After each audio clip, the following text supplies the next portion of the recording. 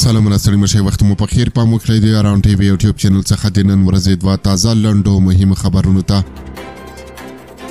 نڅرګنده ډرون الوتکو په خیبر پښتونخوا کې د امریکا او پاکستان ګډې پروژې د داعش پر مرکزونو بریدونه کړي دي. راپورونه وایي چې پرون ماښام شاوخوا شپږ بجې نڅرګنده ډرون الوتکو د خیبر پښتونخوا ایالت د خیبر ولسوالۍ جبار میلې په سیمه کې د داعش پر دوو مرکزونو بریدونه کړي دي. عیني شاهدانو ویلي دي چې په دغو ودانیو کې د عبدالحکیم توحیدي، ګل نظیم او صدیق یار په نوم د داعش خراسان څانګې یو شمېر مهمه غړي میشت وو. د معلوماتو له مخې یادو کسانو په سیمه او په ځانګړي ډول په افغانستان کې د ځینو خونړیو بریدونو په ترسره کولو کې لاس درلود. د یادولو ده چې په دې پیښه کې د وختي مرګ ژوبلې په اړه لا پوره معلومات نه دي ورکړل شوي.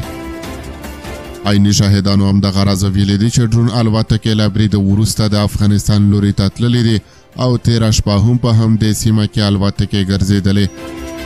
د راپورونو له مخې چې د برید پر مهال د پاکستاني ځواکونو لخوا پر ډرون الوتکو د درنو ماشینګنو ډزې هم شوې دي، خو د پاکستان حکومت تر اوسه په دې اړه رسمي غبرګون نه دی ښودلی.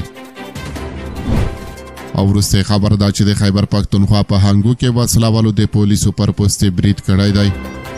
د خیبر پښتونخوا ایالت په هنګو ولسوالۍ کې نه پیژنده وسلهوالو د پولیسو پر یوې پوستې برید کړی چې له امله یې 3 پولیس وژل شوي دي. ځایي چارواکو ویلي دي چې وسلهوالو له یوه غره څخه د قاضي طالب د پولیسو پر پوستې برید وکړ.